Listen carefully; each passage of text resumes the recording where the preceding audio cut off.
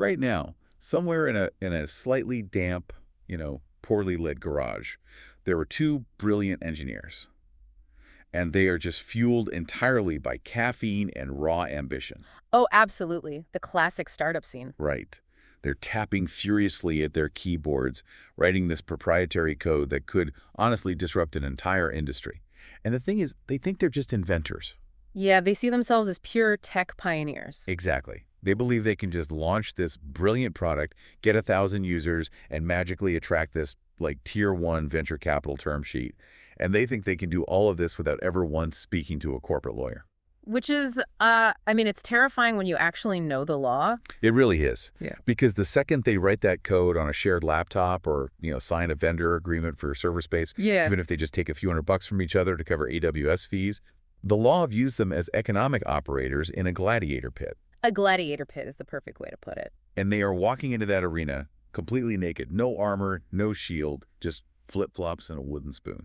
Yeah, and that's the ultimate cinematic illusion of the startup world, isn't it? I mean, we romanticize that garage phase so heavily that founders just completely forget the legal reality. You really do. The moment you engage in any commercial activity without a formalized corporate entity, without that corporate shield, you are entirely exposed. You're exposed to infinite personal liability. Right? You might think, I'm building the next great software platform, but legally, you are constructing a liability engine, one that could consume your personal savings, your future earnings, and, honestly, your family home.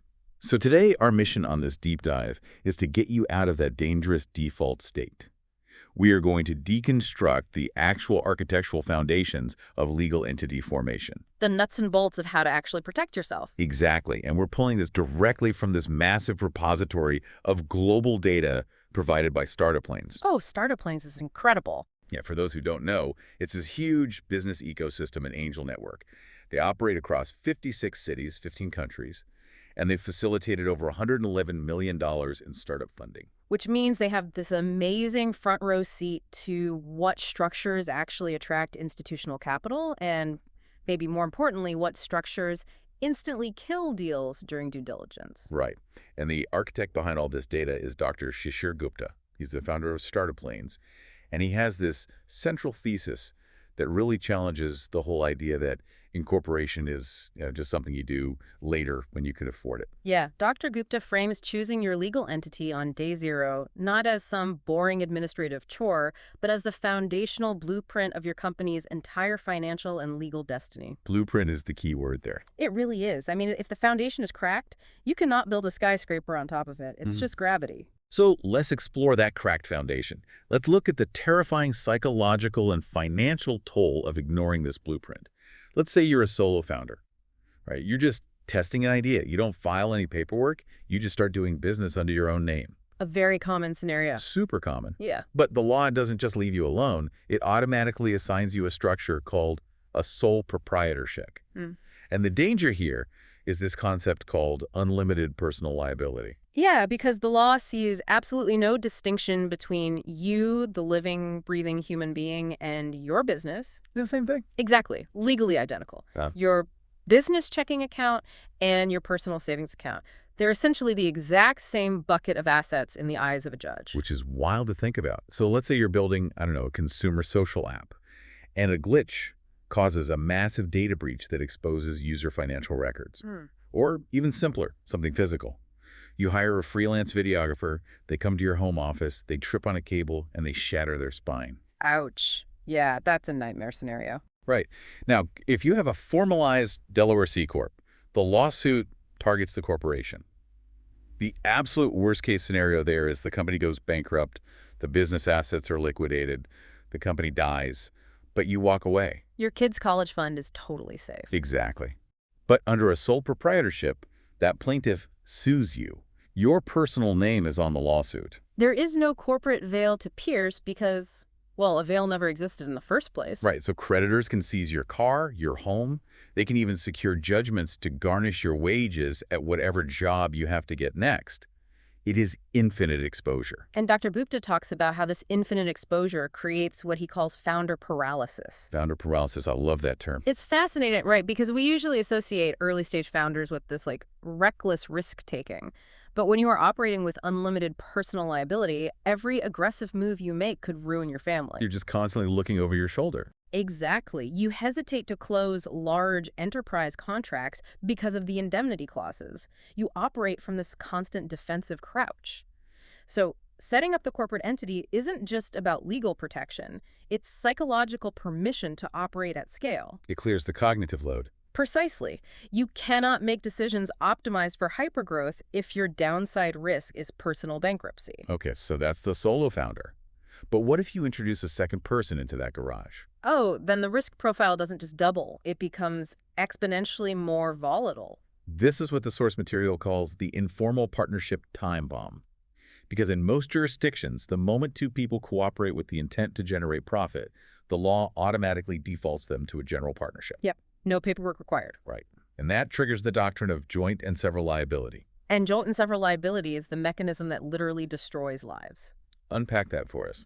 How does it work? Well, it means that if your co-founder, let's say without your knowledge or consent, signs a disastrous contract or racks up massive commercial debt or, commits intellectual property theft, the damaged party doesn't have to sue both of you equally. Oh, wait. They don't? No. They can pursue 100% of the damages from whoever has the deepest pockets. Okay, let me get this straight. So if I'm the technical co-founder and I happen to have a really healthy savings account from my previous corporate job, but my marketing co-founder is completely broke, and my broke co-founder decides to use stolen, copyrighted assets for our global ad campaign. Yep, I see where this is going. The massive media conglomerate that we just infringed upon is coming after my savings account for the full penalty. Yeah. Even if I was locked in the basement coding and had literally nothing to do with the marketing. You are holding the entire bag. That is brutal. It is. The creditors or the plaintiffs, they do not care about your internal division of labor. They don't care about your handshake agreements in the garage. You are a general partnership, meaning you are fully liable for the actions of your partner performed in the course of the business. Wow. And even beyond the debt, there's the whole intellectual property nightmare. Oh, the IP ownership. Yeah, that's where things get really messy. The source material draws this brilliant contrast here between two of the most famous Genesis stories in tech history. We've got Harvard Connection on one side and Stripe on the other. A perfect comparison. Right. Let's look at the Winklevoss twins and Mark Zuckerberg first. It's 2003. They're collaborating on this campus network. Zuckerberg is writing the code, but there's no Delaware C Corp on day zero. No signed IP assignment agreements. Nothing. Just verbal agreements and, casual instant messages. And that ambiguity is the defining characteristic of an informal partnership, because there was no formal entity to legally hold the intellectual property and no proprietary information and inventions agreements, what lawyers call PIIAs, signed by the developers. The ownership of the code base and the concept itself was entirely porous. So when Zuckerberg pivots to build his own platform, the legal boundaries are so blurry, it results in years of litigation and a $65 million settlement. A massive, massive distraction from building the company. That contrasts that catastrophic distraction with the Collison brothers founding Stripe. Right, totally different playbook. They are dealing with financial infrastructure, banking APIs, moving millions of dollars across international borders. You absolutely cannot build that on a handshake. No bank is going to talk to an informal partnership. Exactly. So Patrick and John Collison executed an absolute masterclass in early legal engineering. They established an impenetrable corporate structure immediately. Their intellectual property, their co-founder equity splits, their banking relationships, everything was modular, clean, and designed for institutional scale from day one. So when the elite Silicon Valley funds came to evaluate them, the due diligence was just frictionless. Which highlights a really hard rule from the startup planes data. Institutional venture capital will not, under any circumstances, fund an unincorporated entity or an informal partnership. Never. If you pitch an elite syndicate and they say they want to wire you a $2 million seed check, you cannot tell them to wire it to your personal checking account. Right. Because venture capital is fundamentally the acquisition of equity. It is the purchase of legally defined shares in a chartered corporation. And a sole proprietorship has no shares. No shares, no board of directors, no cap table. There's nothing for the VC to actually buy. Furthermore, the whole due diligence process of a Tier 1 fund is designed to identify risk. If their lawyers see that you've been operating for a year without assigning your IP to a central holding company, They assume any disgruntled former contributor, anyone who wrote a line of code, could just emerge and claim ownership of your core technology. And no VC wants to buy a lawsuit. Exactly. No fiduciary is going to deploy their limited partner's capital into a structure with that much unmitigated legal risk. Okay, I totally understand the institutional aversion, but I have to push back on this early incorporation mandate just a little bit on behalf of the bootstrapped founder who's just, testing the waters. Sure, let's hear it. If I'm just hacking on an idea on weekends with a buddy, I have zero revenue. I haven't even validated the market yet. Spend $2,000 or $3,000 on incorporation fees, registered agents, and corporate lawyers. It feels like pure vanity. Shouldn't I validate the product and actually get a paying customer before I pay for this massive legal fortress? It's a fair question, and the logic seems sound.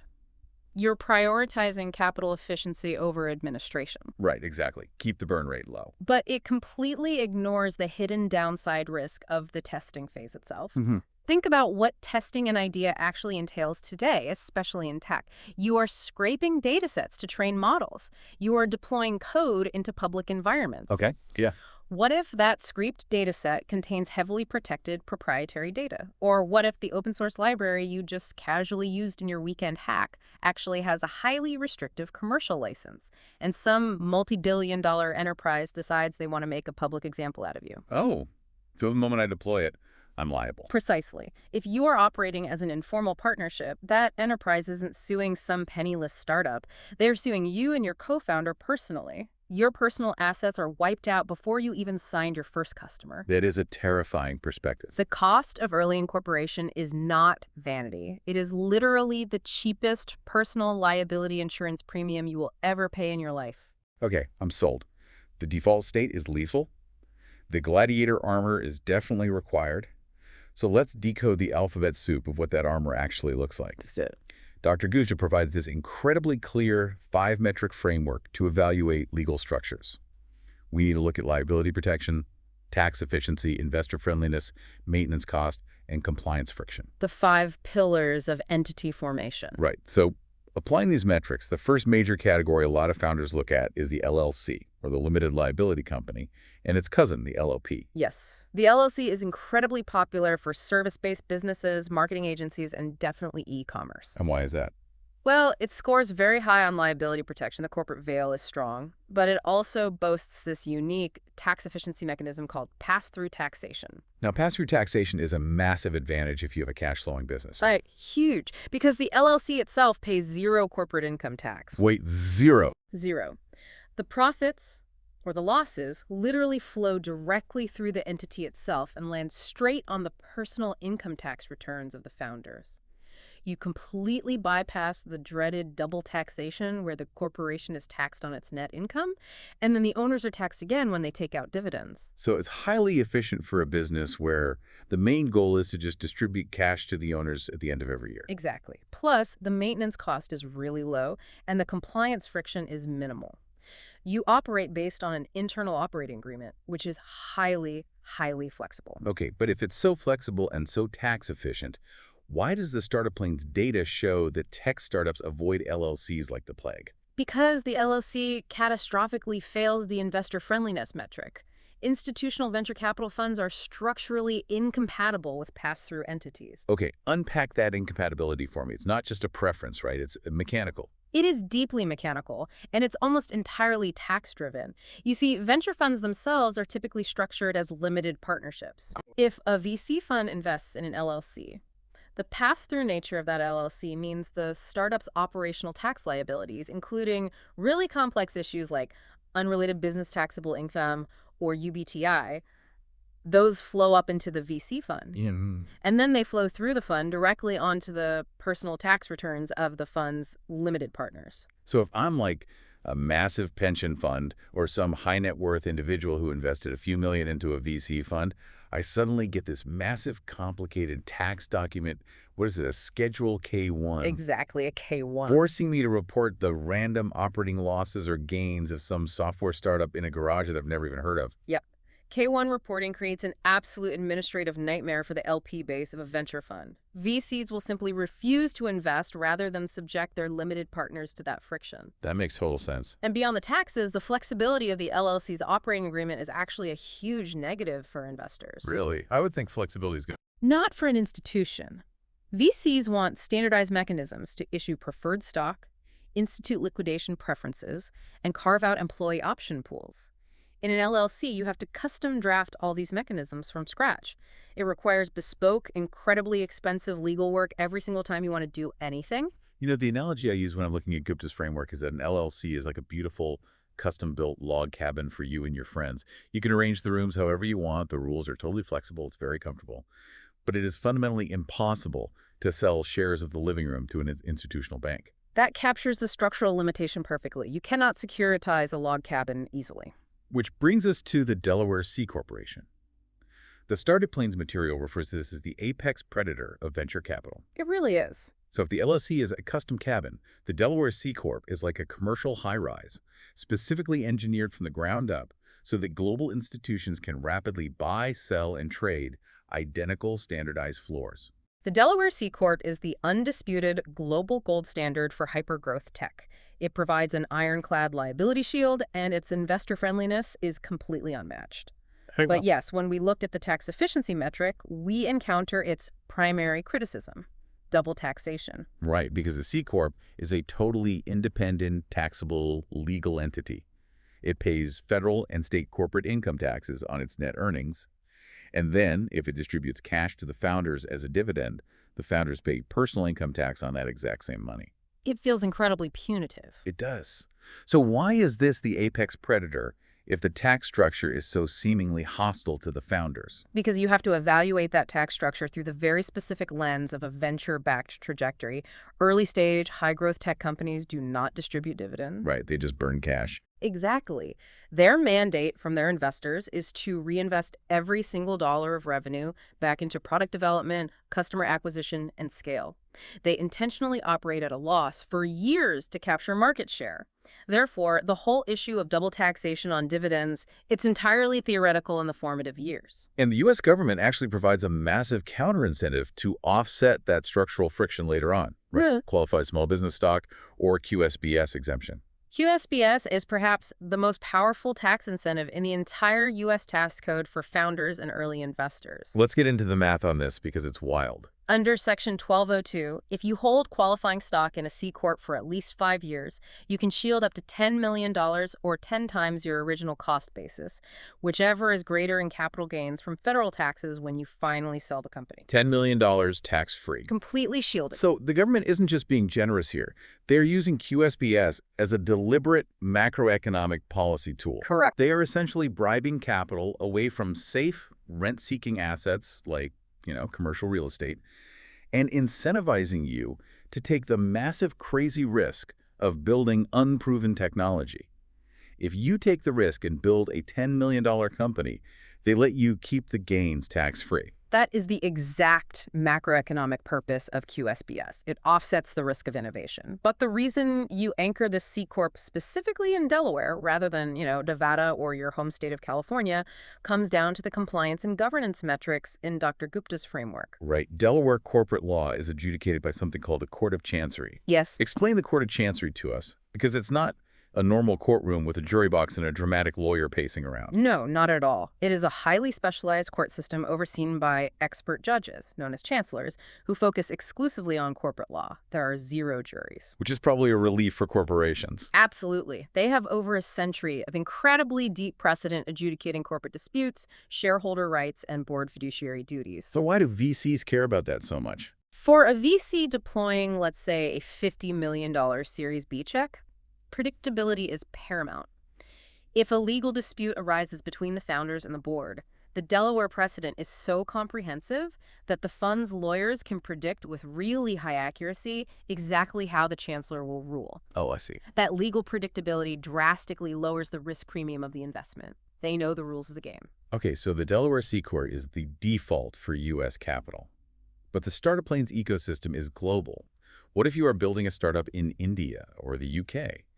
The standard local vehicle there is usually the private limited company, the PVT Ltd. Yes, the PBT Ltd is highly effective for domestic scale. It provides the distinct legal personality required to shield founders perfectly well. However, if you look at the compliance friction metric, it is exceptionally high compared to a U.S. C Corp. What kind of friction are we talking about? You are dealing with mandatory annual audits from day one, strict statutory company secretary requirements, and really rigorous local government filings. It's a heavy administrative burden. And how does it score on investor friendliness? For domestic investors, it's standard and frictionless. But the moment a cross-border VC, say, a massive US or European fund, wants to lead around in an Indian PVT Ltd, the regulatory scrutiny becomes severe. Because money is crossing borders. Exactly. You trigger heavily regulated frameworks like the Reserve Bank of India, the RBI pricing guidelines, and the Foreign Exchange Management Act, or FEMA. So you essentially have to prove to the local government that you aren't selling national assets to foreign entities at a massive discount. Yes, it becomes this massive administrative drag that can stall a funding round for 6 to 9 months. And a startup can easily run out of cash and die in 9 months. Absolutely. The regulatory friction suffocates the velocity of capital. This is exactly why founders operating in Asia who know they need global institutional capital pivot to the Singapore PEAT Ltd. Singapore has really engineered itself as the ultimate cross-border gateway for Asian tech, hasn't it? Structurally, it is brilliant. It's anchored in a pristine common law framework, very similar to the UK model, so it has that predictability. But its tax efficiency is what really stands out in the startup plans analysis. Tell us about the tax setup there.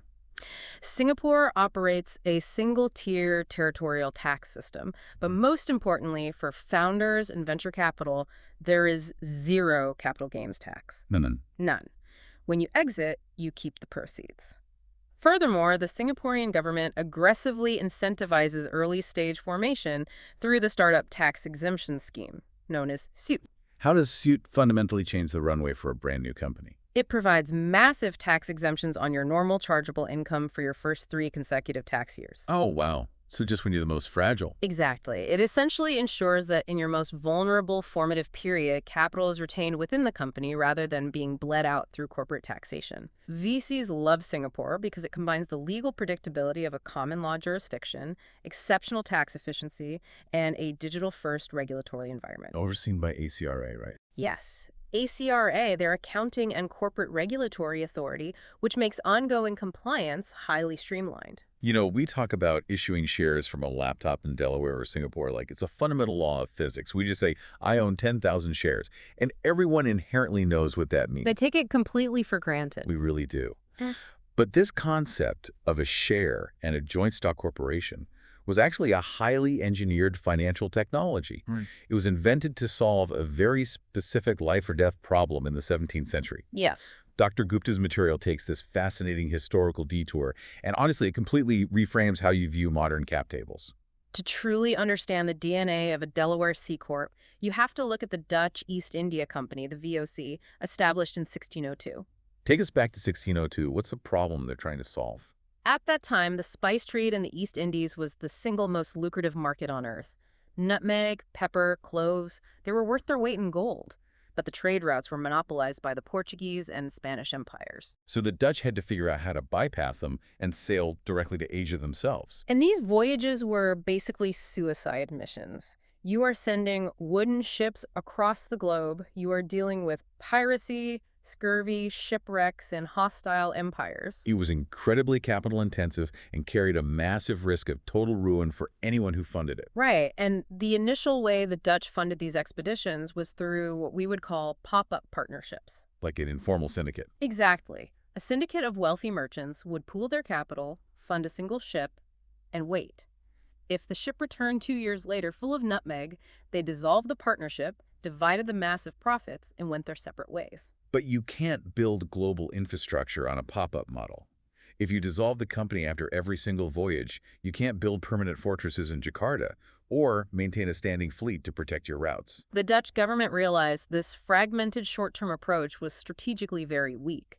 So the Dutch state essentially forced these competing merchant syndicates to merge into one unified entity, the VOC. And in doing so, they invented the core mechanic of modern venture capitalism, didn't they? They decoupled the capital from the individual voyage. This is the massive paradigm shift. Exactly. Instead of investing in a single high-risk trip that dissolves, investors purchased transferable shares in the permanent corporation itself. They created permanent corporate capital. But because these voyages still took years and investors occasionally needed their money back to, pay debts or buy property, they demanded liquidity. Since they couldn't pull their capital out of the company treasury, they started trading their shares with other private citizens. Which organically creates the world's first secondary market, the Amsterdam Stock Exchange. It's wild to think about. The concept of a share on a modern cap table for a SaaS startup in 2026 is the exact same conceptual architecture engineered to fund literal armadas in 1602. A share is simply a legally enforceable fractional claim on the future output of a permanent entity, shielded by limited liability. The VOC proved a fundamental mathematical truth. If you limit a human's downside risk to the exact price of the share they purchase, and you allow that share to be freely traded, you can pool unprecedented, staggering amounts of capital from total strangers. To fund multi-year, hyper-risky endeavors. Exactly. Training a trillion-parameter foundational AI model in 2026 relies on the exact same risk-pooling mathematics as sending a fleet to the Spice Islands in 1602. That is just mind-blowing. Yeah. But the VOC didn't just operate as a commercial business, though. The sovereign powers they were granted seem utterly incomprehensible today. Oh, they were engineered as a state within a state. The Dutch government granted the VOC the legal authority to wage wars, negotiate international peace treaties, build military fortresses, maintain a private standing army of thousands of mercenaries, and even mint their own currency. They were a corporate empire governing millions of subjects across Asia. And their British rival, the British East India Company, or the EIC, established in 1600, followed a very similar trajectory. Right, they started with, what, 72,000 pounds pulled from 125 shareholders? A seed round. A literal 17th century seed round. And when the Dutch blocked them out of the spice trade, the EIC executed what might be the greatest strategic pivot in corporate history. They pivoted to the Indian subcontinent and completely cornered the global market on textiles, silk, and cotton. And the EIC also pioneered some incredible financial mechanics. To manage the volatility of their shipping losses, they practically invented modern marine insurance syndication. Yes, and in 1682, they faced a very modern problem. They were highly profitable on paper, but cash poor. They didn't want to demand more capital from their investors. So they executed one of the first recorded bonus share issues. They doubled their share capital by giving one free share for every share held. It was sophisticated financial engineering centuries before modern Wall Street existed. But both of these mega corporations met the exact same fate. They collapsed under their own weight. They did. By 1765, the EIC had a private army of over 260,000 soldiers. They were effectively ruling India. But maintaining a standing army is not a commercial enterprise. It bled their treasury dry. And the VOC was hollowed out by rampant internal corruption as employees engaged in illicit private trading. Both entities required massive state bailouts and were ultimately nationalized. So what is the historical lesson here for modern founders? The lesson is profound. First, absolute monopolies inherently breed severe internal corruption because the free market stops regulating their efficiency. Right. Second, a commercial structure is designed to maximize profit. It must never conflate that goal with sovereign governance or political domination. When a profit-maximizing entity assumes unchecked political power, it inevitably triggers a catastrophic regulatory backlash. It's such a vital historical lens. Those 17th century corporations were physically anchored to their empires. But a SaaS founder building a data analytics platform today is inherently borderless. Their code lives in the cloud, their customers are global, and their team is distributed. Which brings us to a massive structural tension highlighted in the startup planes data, the cross-border crossroads, and a highly complex maneuver known as the flip. Okay, let's get into the flip. What is this tension exactly? The tension is a strategic choice between optimizing for local cash flow versus optimizing for global VC velocity. Meaning? Well, if you incorporate locally, say you build a UK LTD or an Indian PVT LTD, you retain tight operational control. You are physically close to your initial customers, you can optimize for local tax credits, and you aim to build a sustainable, cash-flowing business without the crushing dilution of global venture capital. But the ceiling on domestic markets is often lower. What if you hit product market fit and suddenly you realize you need $20 million to scale globally? and you need to access Tier 1 funds in Silicon Valley. That is exactly when you realize your local entity is structurally incompatible with global capital. Silicon Valley VCs aren't going to wire $20 million into an Indian BVT Ltd. So to unlock that VC velocity, you have to execute a flip. Yes. Now, the mechanics of a flip are notoriously complicated. From a founder's perspective, I'm essentially putting a globally recognized mask on my local company. Yeah. Let's walk through how this actually works. Say I have an Indian PVT Ltd. It has IP, it has 20 employees. How do I flip it to Delaware? You start by traveling, legally speaking, to Delaware or Singapore, and you incorporate a brand new, entirely empty parent holding company. Okay, an empty shell. Exactly. Then you execute a massive share swap. Every single founder and early investor in the Indian PVT Ltd. Trades their shares in the local operating company for equivalent shares in the new Delaware parent. So the local company is now a 100% wholly owned subsidiary of the Delaware parent. Yes. The investors only ever shake hands with the mask, the Delaware C Corp. But all the actual execution, the R&D, the payroll, that stays in the body, the domestic subsidiary. Exactly. You've bifurcated the entity. And the final, most dangerous step of the flip is legally assigning the core intellectual property from the domestic subsidiary up to the offshore parent. Wait, why is that dangerous? I own both companies. I'm just moving my own IP from my left pocket to my right pocket. Because the local tax authorities do not view it as your pockets. Oh, well. They view it as a domestic company selling its most valuable asset to a foreign entity. And this triggers transfer pricing regulations. Transfer pricing. The tax authorities will demand an independent third-party valuation of that IP. I see exactly where this is going. If we've built something incredibly valuable, the tax authority is going to say, you just transferred $10 million worth of code to America for $0. You owe us the capital gains tax on that $10 million exit. Even though I didn't actually sell it for cash. Precisely. They will levy a massive retrospective tax assessment on the sale of the IP. This unexpected tax bill can immediately bankrupt a startup. Transfer pricing is the hidden landmine of the flip. And beyond the tax bomb, there's the sheer legal friction. Oh, the legal friction is immense. You are dealing with cross-border securities law.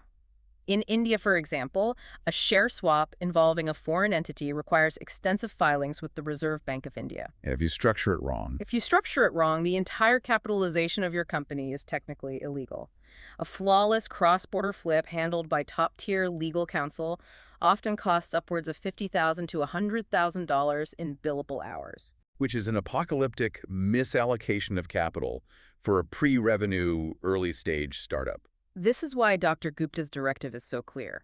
The moment you take external venture capital, your domestic entity must evolve, or your global ambitions will suffocate under regulatory friction. So the strategic takeaway is anticipation. If you know deep down that your business model requires global venture capital to survive, you must anchor your domicile in Delaware or Singapore on day zero. Do not build the local house knowing you'll have to tear it down and flip it later. Start with the correct blueprint. Align your legal jurisdiction with your long-term capital strategy from inception. It saves you from structural paralysis later.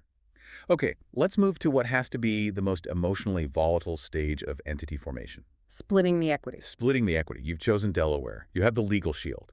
Now you and your co-founder have to divide the ownership of the company. You have to split the pie. And the Startup Lane's data suggests this single conversation is where a vast majority of startups accidentally commit suicide before writing a line of code. It is the day zero equity allocation. It's so dangerous because founders are sitting in the garage, right? The optimism is intoxicating their friends. And to preserve that harmony, to avoid a really difficult conversation, they just simply agree to split the company 50-50. It feels egalitarian. It feels fair. It feels fair in the moment, but mathematically, it is a disaster waiting to happen. Over 60% of early-stage failures are attributed to co-founder conflict. Let's break down the mathematical trap of the 50-50 split. Okay, let's do it. A 50-50 split assumes that both founders will contribute identical symmetrical value over the next 10 years. Which is statistically impossible. Impossible. Consider a scenario where founder A generated the core IP, raised the pre-seed capital from angels, and quit their job to work 80 hours a week on the product. Fully committed. While founder B is, say, a brilliant marketer, but they keep their corporate salary, contributing maybe 15 hours on weekends, promising to jump over full-time when the company de-risks. If they split 50-50, founder A is carrying 100% of the existential financial risk, but only holding 50% of the upside. And within a few months, the resentment is going to be incredibly toxic. Founder A is bleeding cash, eating ramen, while founder B is safely employed but owns half the cap table. And when founder A inevitably demands a recalibration of the equity to reflect reality, negotiations stall. Because the structure is 50-50, neither founder has the voting power to break a tie. The board is gridlocked. No strategic decisions can be made. When a venture capitalist looks at a cap table and sees a 50-50 split between unequal contributors, they don't see equality, do they? No, they see conflict aversion. They see founders who are too timid to have a difficult, objective conversation about relative value. And VCs run away from conflict-averse leadership. Dr. Gupta describes casual equity splits as writing the prenuptial agreement for your company's divorce. Exactly. To survive this, founders must remove the emotion and use an objective, mathematical framework to weigh contributions. Dr. Gupta identifies 4 objective pillars for equity allocation. Let's map these out. The first pillar is idea origination and intellectual property. Now, the cliche in Silicon Valley is that ideas are worthless, execution is everything. So how much equity does the actual idea command? Generally, it accounts for 10 to 20% of the total allocation. If the idea is just a conversation in a coffee shop, it leans toward 10%. But if a founder brings in a patentable algorithm, deep academic research, or a pre-existing user base they built prior to incorporation, that is tangible asset value that must be compensated heavily. Makes sense. Accounting for roughly 10 to 25%. This is straightforward mathematics, right? Yes. If founder A injects $100,000 of their own savings to fund initial engineering and legal fees, and founder B contributes 0 cash, founder A is absorbing massive early-stage financial risk. That risk demands an equity premium. The third pillar is the most heavily weighted. Full-time commitment and opportunity cost, typically commanding 30 to 50% of the matrix. This goes right back to our earlier scenario. Quitting a $200,000 a year engineering job to work for minimum wage or 0 wage in a startup is a profound opportunity cost. The founder taking that leap is demonstrating absolute skin in the game. While the part-time founder is essentially hedging their bets. Right. The equity must aggressively favor the founder who has burned the boats. Finally, the fourth pillar is execution risk and domain expertise, accounting for 20 to 30%. This is the skill premium. A seasoned CTO who has successfully scaled infrastructure for millions of users drastically reduces the execution risk of the startup compared to a junior coder. Their specific, hard-to-hire expertise alters the probability of survival, so it commands more equity. So when you run a brutally honest assessment through those 4 pillars, you rarely arrive at 50-50. Almost never. You land at 65-35 or 70-30. It forces the hard conversation on day 0, which establishes a culture of objective meritocracy right from the start. But even with a perfectly calibrated 70-30 split, human beings are volatile. Life circumstances change. What if founder B gets a massive job offer 6 months in and walks away holding 30% of the company? Then you suddenly have a ghost on the cap table owning a third of your business. That is the phenomenon known as dead equity. And it is fatal. No VC will invest fresh capital into a company where 30% of the returns will flow to an ex-founder who is no longer contributing value. So how do you mathematically prevent dead equity? You must implement the ultimate legal safeguard: reverse vesting. The mechanics of reverse vesting are brilliant because they completely flip the psychology of ownership. Let's break this down for the listeners. In a standard setup, you don't earn your shares slowly over time. At incorporation, both founders receive their entire share allocation up front.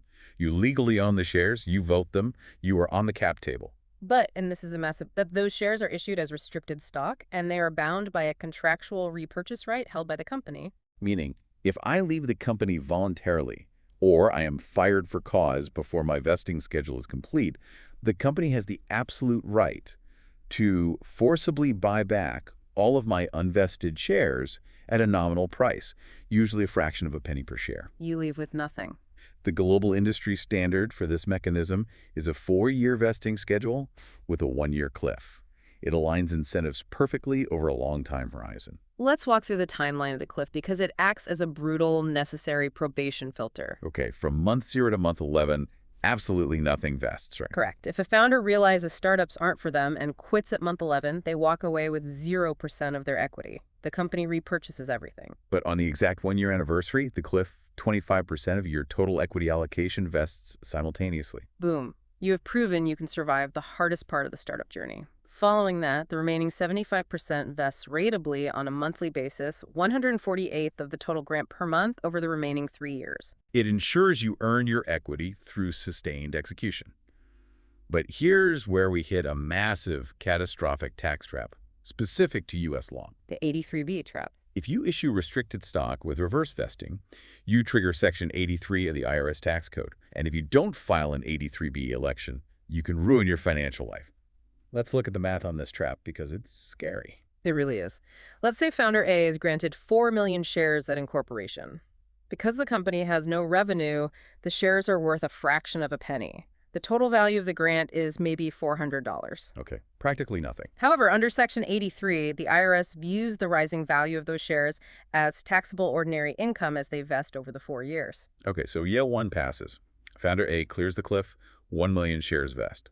But over that year, the startup raised a massive seed round and built an incredible product. Those shares are no longer worth a fraction of a penny. They're now worth $1 each. Which means the IRS views those 1 million vesting shares as $1 million of ordinary income generated in that specific tax year. Wait, so founder A, who is likely drawing a tiny, minimal startup salary, is suddenly hit with a personal income tax bill on $1 million of phantom wealth. Yes. And they can't even sell the shares to pay the tax bill because it's a private, illiquid company. Exactly. They literally have to drain their personal savings or sell their house to pay the IRS for paper wealth. It's apocalyptic. To neutralize this ticking time bomb, founders must file an 83B election with the IRS within exactly 30 days of receiving their restricted stock grant. Filing the 83B tells the IRS, I elect to be taxed on the fair market value of all my shares right now on day 0.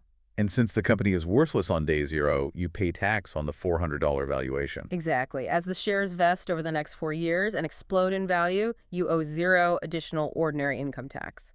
Missing that 30-day window by even a single day is an irreversible administrative disaster. It has literally forced founders to resign from their own companies just to avoid the tax burden. It is the single most critical piece of paperwork a U.S. founder will file, period. Okay, deep breath. The foundation is set. You have Delaware, you have a 70-30 split, reverse vesting is locked, the 83B is filed. You are secure. Ready to build. But the structure of your cap table is about to fundamentally change again, because institutional capital is arriving. Let's dive into the final section, the cap table masterclass, and navigate the brutal mathematics of dilution. The cap table is the legal ledger of your company's financial DNA. Managing it correctly is the difference between retaining control of your enterprise and being squeezed out by your own investors. We need to look at the mechanical relationship between authorized shares, issued shares, and the option pool. Let's bypass the 101 definitions. We know what pre-money and post-money valuation is. Let's jump straight into the Startup Plane's case study of Quantum Scale Inc. to see how early founders get heavily diluted during the Series A option pool shuffle. Because this is where founders feel like they are being actively robbed. It definitely feels that way. Let's set the board. Day 0 incorporation, Quantum Scale authorizes 10 million shares. That's the legal ceiling. The blank checks. Right. They issue 6 million of those to the founders. Founder A holds 3.6 million, or 60%. Founder B holds 2.4 million, or 40%. The remaining 4 million authorized shares just sit in the corporate treasury. So before they can even pitch a seed VC, they realize they need to hire early engineers. To do that, they have to carve out a 10% employee option pool. Right. They don't give away their own shares, right? They issue new shares in the treasury. Correct. To create a 10% pool without changing the physical number of shares the founders hold, we expand the denominator. The 6 million founder shares now represent 90% of the fully diluted capitalization. Okay. The math dictates the total share count must expand to 6,666,667 shares. The option pool receives the newly created 666,667 shares. The founders just diluted themselves. Founder A drops from 60% down to 54%. Now they go out and raise a $2 million seed round on an $8 million pre-money valuation. Post-money valuation is $10 million. The VC's $2 million buys them exactly 20% of the company. And the price per share is calculated by dividing the $8 million pre-money by the fully diluted share count of 6.66 million. It comes out to $1.20 per share. The VC buys roughly 1.66 million newly issued shares. The cap table expands again to over 8.3 million total shares. Founder A is diluted down to 43.2%. The seed VC owns 20%. And crucially, that 10% option pool we just created, it gets diluted down to 8%. And that diluted option pool sets the stage for the Series A trap. It does. 2 years later, Quantum Scale has explosive growth. They go to a Tier 1 Silicon Valley fund and negotiate a $10 million Series A on a $30 million pre-money valuation. It's a huge win. Massive validation. But the term sheet has a brutal condition. The Series A VC demands that Quantum Scale tops the employee option pool back up to 15% pre-money. The pre-money option pool refresh. I have to push back on this on behalf of founders, because this feels like a mathematically hidden tax. The VC is demanding an expansion of the talent pool to grow the company we both own. But by demanding it pre-money, they are forcing me, the founder, to absorb 100% of the dilution to create those shares before their money even enters the calculation. Why am I paying out of my own pocket to fund a talent pool that benefits the VC's new investment? It feels incredibly punitive, I know. But you have to understand the risk pricing model of institutional venture capital. When a VC prices your company at a $30 million pre-money valuation, they are pricing it based on the explicit assumption that you have the internal resources, specifically the high-tier engineering and executive talent required to execute the ambitious business plan you just pitched them. So they're saying your company is only worth $30 million if it comes fully equipped with a 15% talent pool. Exactly. If the option pool was created post-money, the VC's new $10 million investment would immediately be diluted to pay for those future employees.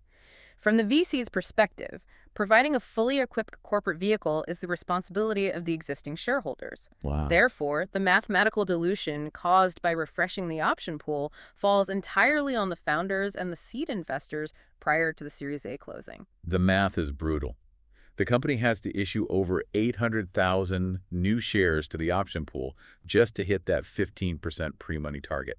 This dilutes founder A before the VC even buys their shares. Yeah. Then the Series A prices. $10 million on a $30 million pre-money buys the VC exactly 25% of the post-money company. Let's look at the final post-money cap table after the Series A dust settles. The total fully diluted shares have exploded to over 13 million. Founder A, who started in the garage with 60% of the company, now owns 27.54%. It is a massive psychological drop. You go from controlling the majority of your destiny to owning just over a quarter of it. But look at the value trajectory. 60% of a worthless idea in a garage is $0. 27.54% of a company with a $40 million post-money valuation is mathematically worth over $11 million. Dilution is not a penalty, it is the mathematical byproduct of institutional scaling. But it requires pristine legal discipline. If you mess up the 83B election, or if you issue options out of a poorly drafted LLC operating agreement, these multi-million-dollar Series A rounds fall apart during due diligence. You cannot retrofit a skyscraper onto a cracked foundation. Which is exactly why we return to Dr. Gupta's synthesis. The Startup Planes framework consolidates this entire journey into 4 sequential phases. Phase 1 is operational intent and risk assessment. This is where you eliminate the informal partnership time bomb. You assess your liability exposure and force the objective 4-pillar conversation about co-founder alignment. Phase 2 is jurisdiction and capital strategy. You don't just incorporate blindly, you match your entity to your funding goals. If you optimize for local cash flow, you use the PVT Ltd. If you are optimizing for global VC velocity, you build the Delaware C Corp or the Singapore Pete Ltd on day 0 to avoid the catastrophic transfer pricing risks of a cross-border flip. Phase 3 is governance, vesting, and cap table architecture. This is the implementation of the 4-year reverse vesting schedule with the 1-year cliff. It is the rigorous defense against dead equity. And Phase 4 is regulatory compliance and tax optimization. This is the unglamorous execution securing the QSBS exemptions, leveraging the Singapore seat scheme, and filing the 83B election within the 30-day window. Treating these 4 phases as a DIY weekend project, or trying to save a few $1,000s by downloading generic legal templates, is the absolute fastest way to turn a brilliant technological innovation into a catastrophic civil lawsuit. Your legal structure is the operating system of your business. It dictates how you absorb capital, how you distribute risk, and how you manage human volatility. We've covered an immense amount of ground today, diving deep into the structural mechanics of building a resilient enterprise. But to wrap up this deep dive, I want to leave you with a final, provocative concept to mull over. I'm ready. Every single legal mechanism we discussed today, from the limited liability shield to reverse vesting cliffs to the Series A option pool shuffle, is fundamentally designed to manage human behavior. It's built to protect personal human assets, manage human founder conflicts, and issue equity to human talent. That's entirely true. The law manages humans. But consider the trajectory of innovation. As artificial intelligence agents and decentralized autonomous organizations, DAOs, become increasingly sophisticated, they're beginning to write their own smart contracts, execute their own code bases, and manage their own digital treasuries on-chain. We are rapidly approaching a paradigm where the company might not need human founders on the cap table at all. A completely autonomous entity. Exactly. If the 17th century Dutch East India Company invented the modern corporation to pool human capital for physical voyages, what structural entity will the 21st century engineer when capital, execution, and strategy become entirely autonomous? It's a fascinating frontier. But until AI is running the board meetings, make sure you take off the flip-flops and put on the armor before you step into the arena.